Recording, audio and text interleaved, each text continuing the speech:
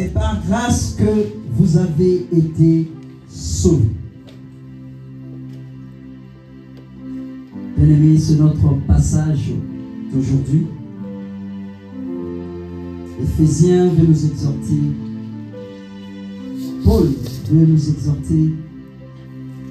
Dieu veut nous exhorter ce matin. Dans ce passage, nous voyons que du 1er au 3e verset, l'apôtre Paul nous parle de notre ancienne nature, nous qui étions des pécheurs. Le fait que tout le monde, sans exception, ont péché.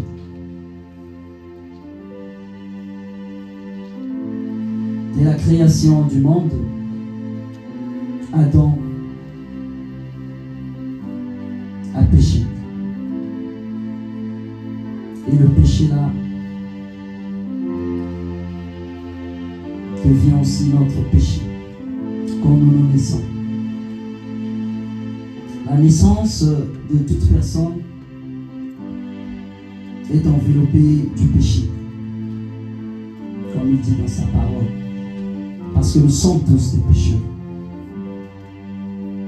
Mais Christ, lui, il est venu. C'est ce qu'il dit au niveau du 4-5e verset. Jésus, il est venu pour nous faire du bien. Christ a miraculeusement détruit le pouvoir que le péché exerçait sur nous et la condamnation qu'il nous faisait encourir. Par la foi en lui, nous sommes acquittés. Par la foi en Jésus, nous sommes déclarés non coupables. Par la foi en Jésus, notre casier est vierge. Amen. Amen. Mais quand nous nous laissons, l'héritage de la nature pécheresse nous colle. Comme on voit souvent les enfants, dès leur bas âge, ils commencent à faire des choses que toi-même tu te poses la question. Mais dans ma famille, dans mon foyer, on ne fait pas telle ou telle chose. Mais l'enfant a tendance à le faire. Pourquoi? Cette nature-là. Cette nature pécheresse. Tu vas te poser une question. Non, ne te pose pas les questions. Change de stratégie. Change de stratégie parce que c'est la nature de Adam. Et notre deuxième Adam, quand on l'appelle Jésus-Christ, il est venu pour enlever cela. Il est venu pour détruire l'œuvre de l'ennemi dans notre vie. Mais, une fois détruite, nous sommes encore tentés par le péché. Et parfois nous cédons dans ce péché-là. Dieu nous a sauvés, mais il y a des fois on pêche. Le peuple de Dieu a des péchés qu'on appelle des péchés mignons, des péchés qu'on cache. Quand on dit, ok, nous allons prier pour nos péchés, que Dieu nous pardonne, il y a des péchés qu'on cache. Non, le péché là, si je l'enlève, non, je ne veux plus le vivre. Le péché là, si je l'enlève, je ne pourrai plus faire quoi que ce soit. Bien-aimés, nous cédons à des tentations. Mais il dit, le juste tombe, mais il se relève. Tu peux tomber, et tu vas te relever. Mais ne retombe plus avec ce même péché. Parce que Dieu t'a déjà sauvé, Dieu t'a déjà délivré. Marche, avance. Tu vas tomber, tu vas te relever. Tu vas tomber, tu vas te relever. Mais nous continuons, nous cédons souvent à la tentation. Dieu, il aurait pu nous laisser dans notre mort spirituelle, dans notre rébellion contre lui, sous la domination du péché. mais il ne l'a pas fait. Il nous a appelés ses enfants. Il nous a appelés ses fils.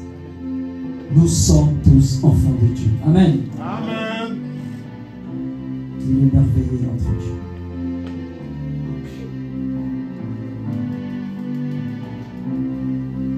Bien-aimés, nous devons le savoir que Christ ne nous a pas sauvés à cause de ce qu'il voyait en nous, à cause de ce qu'il voyait dans ta vie, à cause de tes œuvres.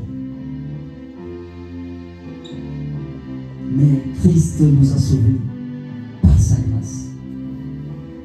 Comme il dit dans Éphésiens, c'est par sa grâce que nous sommes sauvés. Par le moyen de la foi. Et cela ne vient pas de nous, c'est le don de Dieu. Éphésiens 2, verset 8. Nous voyons bien aimé qu'un tel constat devrait nous pousser non seulement à la reconnaissance envers lui, mais aussi à l'humilité, à la patience. Cette reconnaissance doit te conduire à l'humilité, à la patience. Envers qui? Envers ton frère. Envers qui? Envers ta sœur. Celui-là qui n'a pas encore donné sa vie. Celui-là qui continue à pécher. La patience pour lui dire que mon frère, ma sœur, moi aussi j'étais à ta place. Mais aujourd'hui, ce Dieu-là m'a libéré. Aujourd'hui, ce Dieu-là m'a accordé la liberté. Soyons reconnaissants, bien-aimés, envers notre Dieu. Soyons humbles et patients pour nos frères qui sont dans le besoin, qui n'ont pas encore donné leur vie en Jésus-Christ. Nous savons tous qu'un enfant, quand il grandit, il se ressemble à ses parents, il se ressemble soit à son père ou à sa mère. C'est de la même manière que Jésus veut, Dieu veut de nous, que nous puissions nous ressembler à Jésus-Christ. Que nous soyons l'image de Jésus-Christ. Nous qui sommes les enfants de Dieu. Que nous reflétons Jésus-Christ. Comme nos enfants nous reflètent. Souvent on me dit, oh mais Nathan te ressemble. Oh non, Nathan ressemble à sa maman. C'est ça la ressemblance que Dieu veut de nous. C'est ça la ressemblance que Dieu veut. Que nous puissions ressembler à Jésus-Christ. Que nous puissions ressembler à Jésus-Christ. Voilà un enfant de Dieu. Voilà un enfant de Dieu.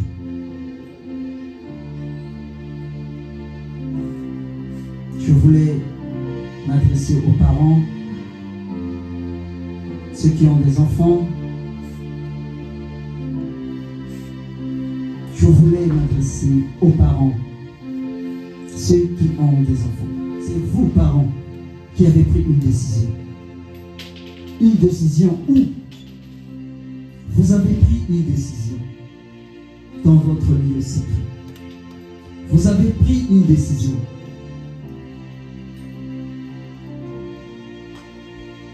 Dans votre lieu secret.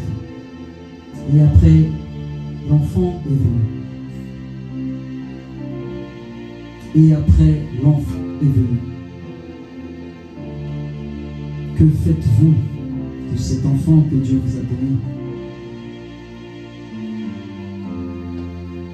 Que faites-vous de cet enfant, parent?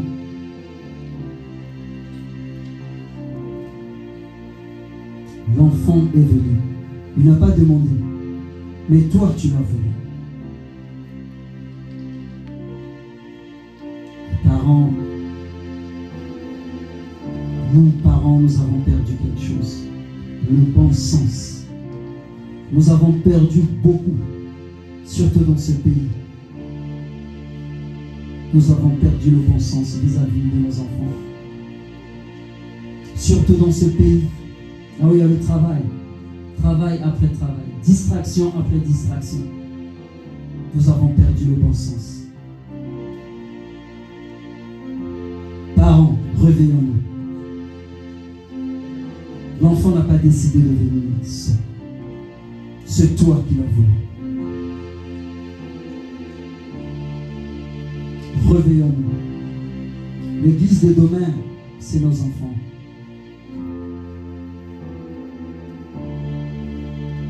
C'est quoi l'héritage que tu es en train de laisser, tu es en train de donner à tes enfants?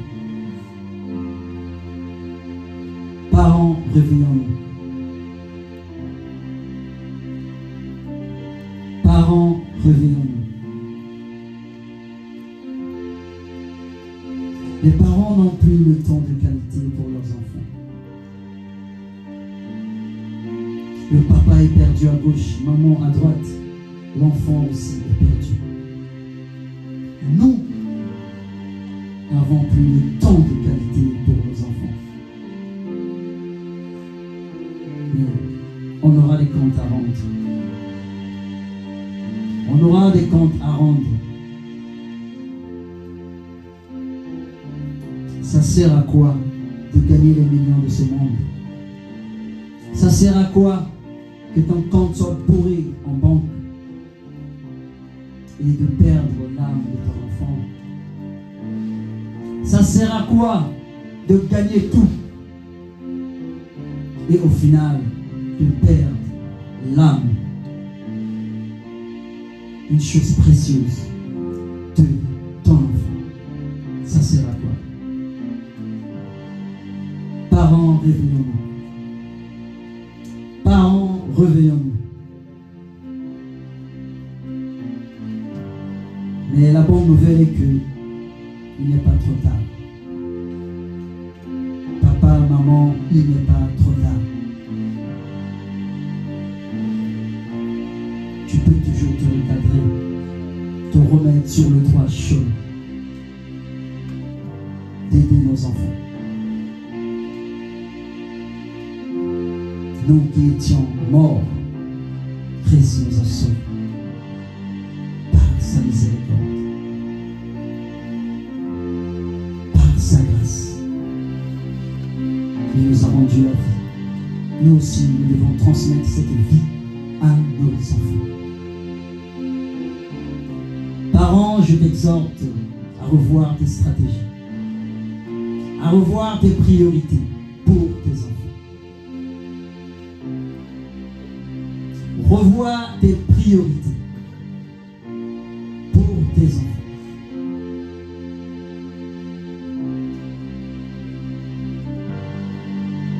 Le temps de qualité pour tes enfants, c'est très important.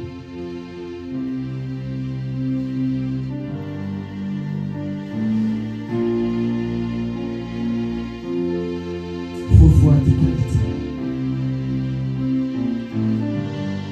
Ne laissons pas que cette société puisse nous éduquer, puisse éduquer nos enfants. Nous voyons tous dans les réseaux sociaux tout ce qui se passe. Les enfants qui meurent, étranglés, se suicident, beaucoup de choses. Ne laissons pas que la société éduque nos enfants. Ne laissons pas que la société enseigne nos enfants. Nous qui sommes parents. Nous qui sommes parents.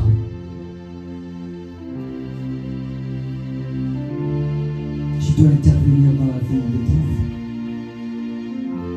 pour ne pas le regretter un jour. Pour ne pas dire que oh, l'Éternel ne m'avait pas parlé. Aujourd'hui, l'Éternel a parlé. Si tu as des oreilles pour entendre, entends ce que dit la parole. Si tu as des oreilles pour entendre, entends ce que dit la parole de Dieu.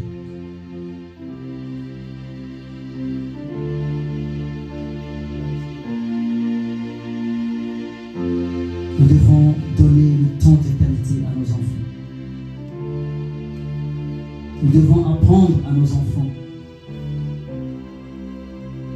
à marcher selon nous marchons ce que Jésus-Christ a fait pour nous, nos enfants aussi doivent nous suivre. Ils doivent nous imiter. Ils doivent nous ressembler.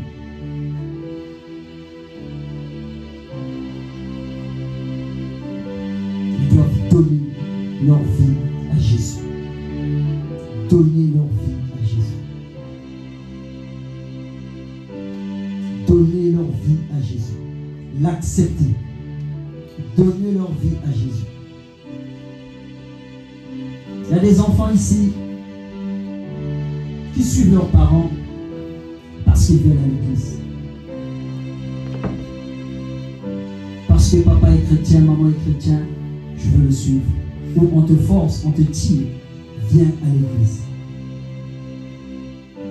Mais on n'essaie pas de prendre un moment de repos pour demander à nos enfants, pour se poser cette question, est-ce que mon enfant a vraiment donné sa vie à Jésus? Les enfants grandissent, ils deviennent grands mûrs. Dehors, ils vont dire, je suis chrétien, parce que mon papa est chrétien, mon papa est pasteur, mon papa est apôtre, mon papa est ceci, cela. Et moi aussi, je le suis. Non. La Bible dit, on ne naît pas enfant de Dieu. On ne naît pas enfant de Dieu, mais on le devient. Amen. Amen. Amen. Amen. On ne naît pas enfant de Dieu, mais on le devient. Alors parfois tu emmènes ton enfant ici, mais ton enfant n'a jamais donné sa vie à Jésus. Ton enfant n'a jamais confessé, accepté Jésus dans sa vie comme son Seigneur et son Sauveur personnel. Tu emmènes ton enfant à l'église et tu oublies ces détails. Tu oublies cette richesse qui est de donner la vie de ton enfant entre les mains de Jésus. Il y a beaucoup des enfants parmi nous, d'autres sont grands. Mais est-ce que vous, enfants, vous, frères, sœurs, est-ce que vous avez réellement donné votre vie à Jésus? Est-ce que vous l'aviez accepté dans votre cœur comme votre Seigneur et votre Sauveur?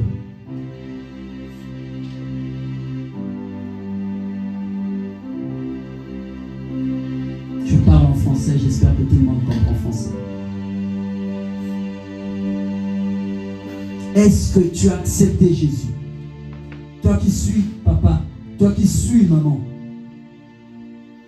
toi qu'on tire avant de venir à l'église. Viens à l'église, je ne veux pas. Viens à l'église, je ne veux pas. Aujourd'hui, c'est ton jour.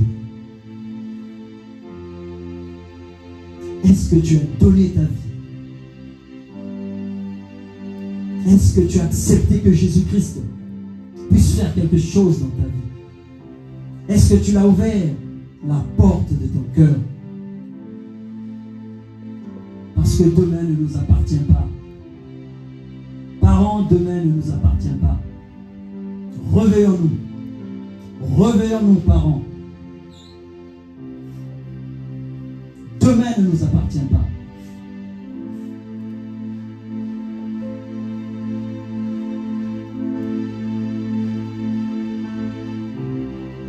Réveillons-nous, parents, pour enseigner à nos enfants, pour leur poser des vraies questions.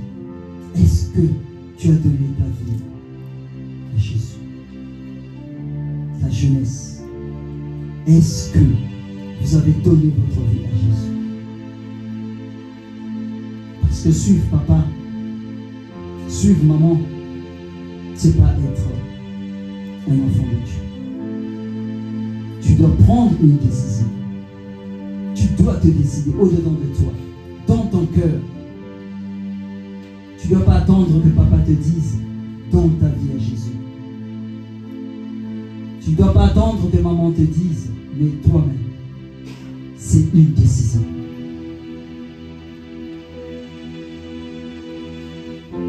Pour ouvrir une parole parenthèse, je me souviens encore des années passées, je peux dire dans ma jeunesse. Je suis parti à l'église parce que mon papa était chrétien, parce que ma maman était chrétienne. Je me rendais moi aussi à l'église et je me disais au-dedans de moi que je suis chrétien. Un jour, lors d'une conversation avec un ami, cet ami-là a commencé à me parler de Jésus. Il a commencé à m'évangéliser. Et pas dans n'importe quel verset, pas dans n'importe quel chapitre. C'est dans l'Apocalypse. On sait tous l'Apocalypse. Là où c'est fort, la vision de Jean. Il m'a parlé, il m'a évangélisé. Ça m'avait tellement touché. Ça m'avait tellement touché. J'avais peur que si tu meurs, que si tu mourais aujourd'hui, tu irais en enfer. Parce que tu n'es pas appelé enfant de Dieu. Si tu mourrais aujourd'hui, tu irais en enfer. Parce que tu n'es pas appelé enfant de Dieu. Mais ce jour-là, j'ai pris conscience. J'ai pris une décision. C'est aussi la décision que je veux que toi, frère, sœur, que toi, enfant, tu puisses prendre aujourd'hui. De prendre une décision, une seule, de marcher avec Jésus. C'est très important. Parce que demain ne nous appartient pas. On vient ici, on rit, on connaît presque tout le monde. Mais faites attention parce que demain ne nous appartient pas. Demain appartient à Dieu. Demain appartient à Dieu.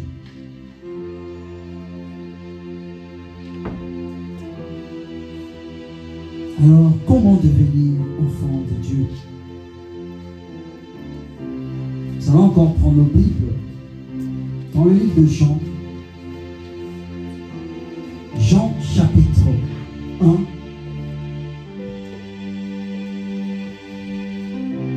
Le verset 12. Jean 1, 12.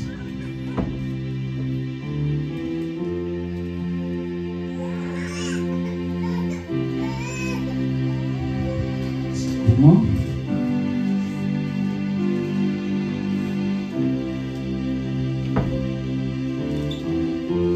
Jean 1, 12.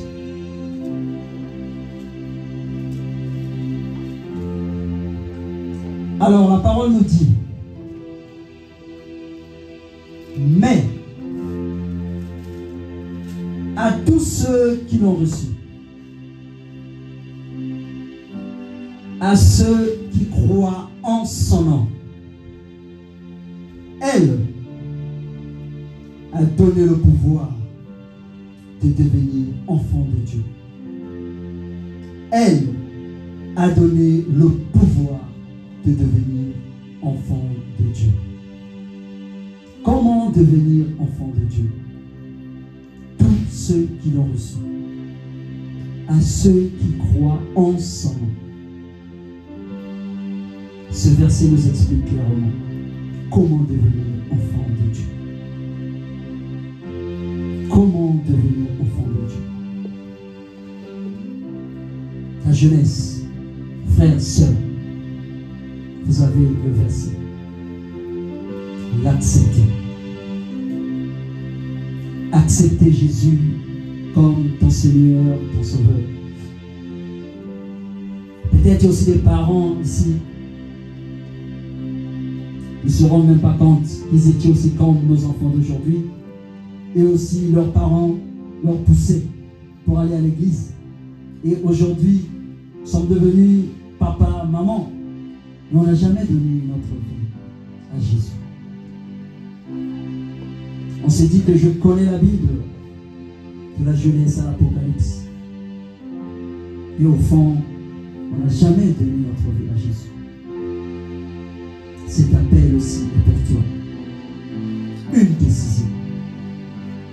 seule décision.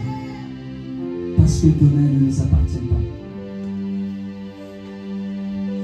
Bien-aimé, je n'étais pas censé vous parler de ce thème. J'avais prévu autre chose. Et comme on dit, le Seigneur est bon.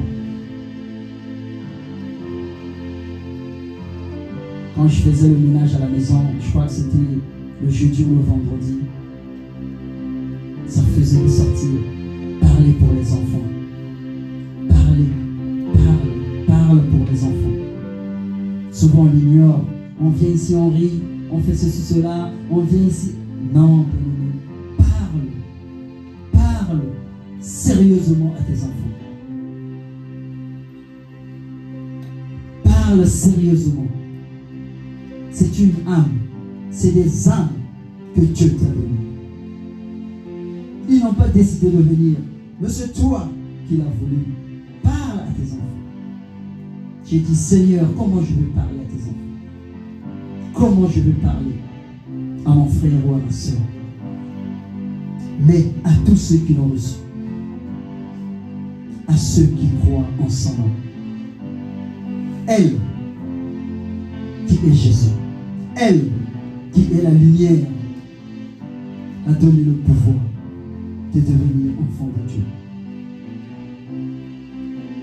A donné le pouvoir de devenir enfant de Dieu. Donc aujourd'hui, à toi de décider. Aujourd'hui, c'est à toi de décider, mon frère, ma soeur. Demain n'est pas à toi. Tu ne sais même pas ce que tu vas faire demain à 13h50. Tu ne peux pas me dire. Ou à 12h50, 13h moins 10. Tu ne peux pas me dire ce que tu vas faire. Alors demain ne t'appartient pas. Sois humble. Si tu as déjà donné ta vie à Jésus, fais de même pour tes enfants. Fais de même pour ton frère, ta soeur. C'est ça l'amour. Toi qui as la lumière, elle fait pour la lumière, a donné le pouvoir de devenir enfant de Dieu. Nous devons recevoir ce Jésus comme notre Seigneur et notre Sauveur personnel. Nous devons croire en Jésus-Christ parce qu'il est la lumière. C'est lui qui va nous éclairer. C'est lui qui va éclairer nos enfants. Alors, parents, revenons.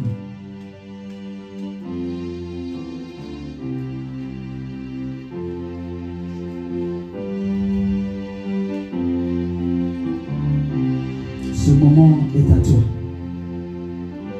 Ce moment favorable est à toi. Et donner ta vie à Jésus. Tu dois accepter de suivre notre bon berger qui est Jésus-Christ. Tu dois l'accepter dans ta vie. Et quand tu l'acceptes, il change beaucoup de choses au-dedans de toi. Quand tu l'acceptes, il enlève beaucoup de choses au-dedans de toi. Les choses qui ne le glorifient pas. Il enlève la colère. Il enlève beaucoup de choses. La haine. Quand tu l'acceptes dans ta vie. C'est juste de dire, je t'accepte Jésus-Christ. Je te veux dans ma vie. Il va venir enlever beaucoup de choses dans ta vie. Et ce qu'il va te donner, tu seras étonné. Ce qu'il va te donner, même ton travail, ton double travail, il ne pourra pas te donner. Ce que ce Dieu-là va te donner, personne au monde ne pourra te donner cela. Personne au monde. La vie éternelle. La vie éternelle. Ce Jésus-là va te donner la vie éternelle. Ce Jésus-là va transformer ta vie.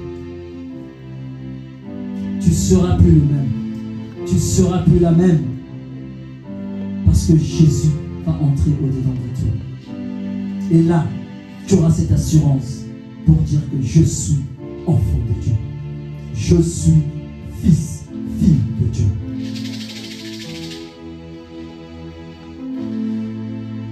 C'est à toi que je parle. C'est à toi que je m'adresse. Comme il a dit dans sa parole, si vous entendez ma voix, ma parole, n'endurcissez pas vos cœurs. Dieu veut nous élever. Il veut qu'on puisse former une famille solide. Une famille des enfants de Dieu. Nos parents et nos enfants doivent être un. Parce que le domaine ne nous appartient pas.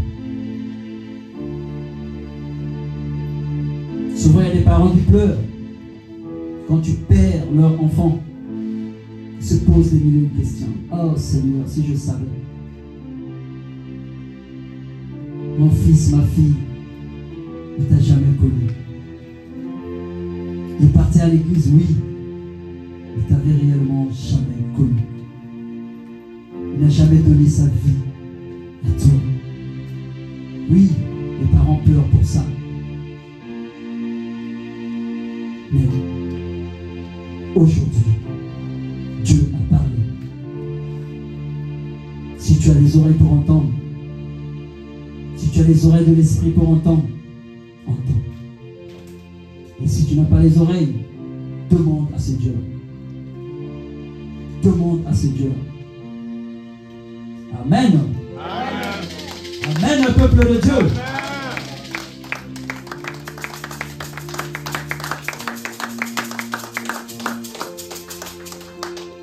Accepte dès aujourd'hui de suivre le bon berger qui a le pouvoir de te donner bonheur et paix sur terre. Il a ce pouvoir-là de te donner bonheur. Ensuite, l'héritage de la vie éternelle dans le royaume des cieux. Ensuite, c'est l'héritage qui est la vie éternelle. Dans le livre de 2 Corinthiens, chapitre 6, le verset 18. 2 Corinthiens, chapitre 6, verset 18.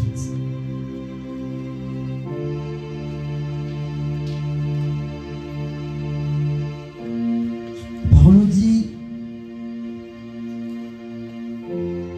je serai pour vous un père,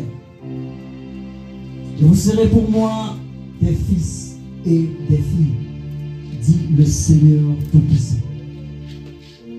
Je serai pour vous un père.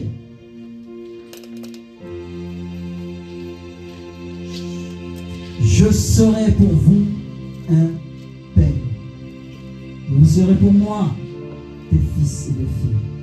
Vous serez pour moi des enfants, dit le Seigneur Tout-Puissant.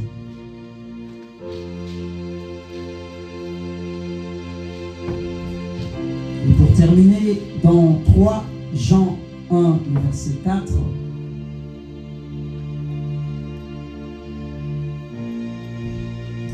Jean 1, verset 4. 3 Jean 4. La parole nous dit: je n'ai pas de plus grande joie que d'apprendre que mes enfants marchent dans la vérité.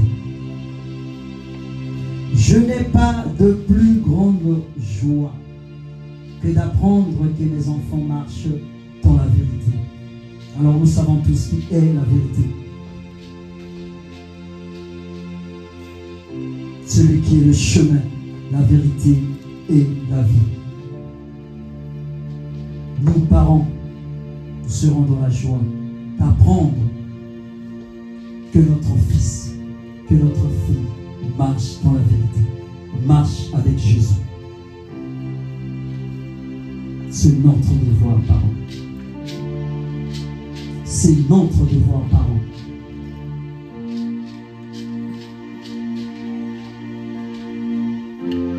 Ceux qui ont les oreilles pour entendre, entendent ce que dit l'Éternel. Amen. Amen. Amen, le peuple de Dieu. Amen. Est-ce que nous pouvons acclamer pour la parole?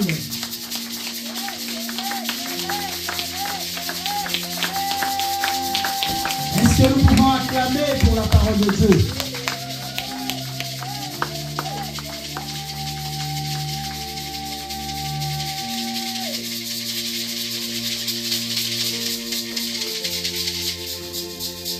Ce Dieu-là est merveilleux. Bien-aimé, et cet appel était fort en moi. J'ai même perdu les idées tellement c'était nombreux. Tellement c'était nombreux, j'ai perdu les idées. C'était fort en moi. Acceptons Jésus, mon frère, ma soeur. Donnons-nous vie à ce Dieu-là. Marchons. Parce que quand tu marches avec Jésus, la victoire est ton partage. Quand tu marches avec Jésus, tu vas de gloire en gloire, de victoire en victoire. Ne voyez pas que c'est le frère Aymar qui vous donne ce message.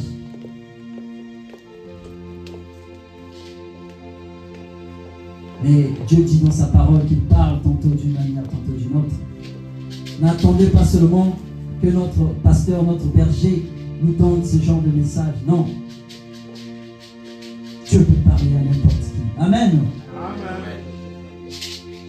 Alors, parents, réveillons-nous. On a trop dormi. Réveillons-nous, parents. Enseignons nos enfants. Ils doivent donner leur vie à ce Dieu-là. Parce que quand tu donnes ta vie à Jésus, mon frère, ma soeur, il y a des choses qui vont changer. Toi-même, tu seras étonné. Tu ne vas même pas faire d'efforts.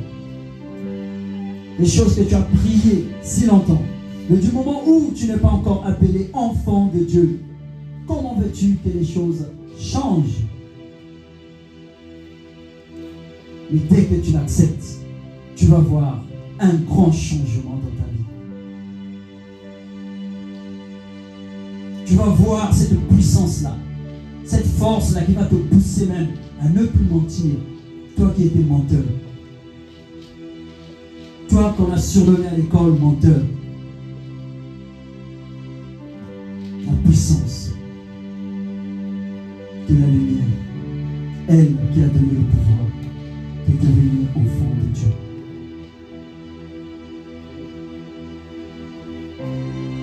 Frères, sœurs, je t'exhorte.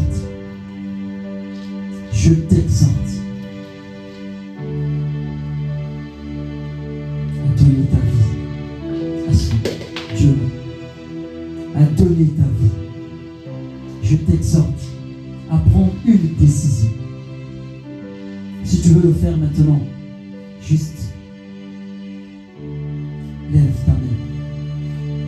Si tu veux le faire à l'instant même, tu sais qu'au-dedans de toi, je n'ai jamais donné ma vie à Jésus.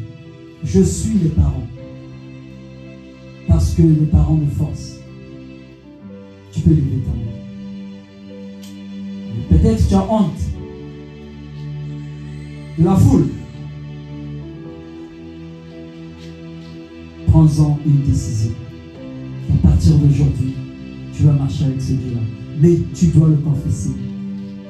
Tu dois le confesser pour dire que Seigneur, je veux marcher avec toi. Tu dois le confesser dans ton cœur. Et là, Dieu te donnera la puissance nécessaire. Dieu te donnera la force de surmonter les péchés. Dieu te donnera la force de t'élever. Peu importe ce que tes amis vont te dire à l'école, ce Dieu-là va te donner la force Parce que quand ton ami va essayer de t'insulter, tu ne vas pas élever ta main pour le frapper. Non. Tu auras tendance, mais il y aura une force dedans de toi qui va te dire calme-toi. C'est ce Dieu-là. C'est ce Dieu-là qui va te donner la force de surmonter toutes choses. Qui va te donner la force de respecter même tes parents. Qui va te donner la force de respecter ton frère, ta soeur.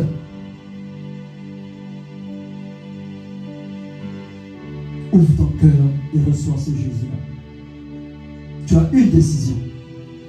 Quand tu vas sortir de cette salle, tu auras juste une décision à faire.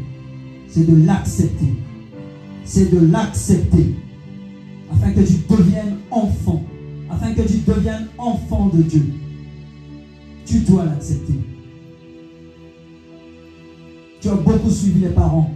L'heure est venue pour toi de prendre la décision. Parce que demain, tu ne seras toujours pas avec les parents. Parce que demain, tu peux te retrouver n'importe où. Et tu vas le regretter. Si je savais. Si tu prends le chemin de je m'en fous, tu vas te retrouver dans ce village qu'on appelle si je savais. Si je savais. Alors prends une décision aujourd'hui. Donne ta vie à Jésus.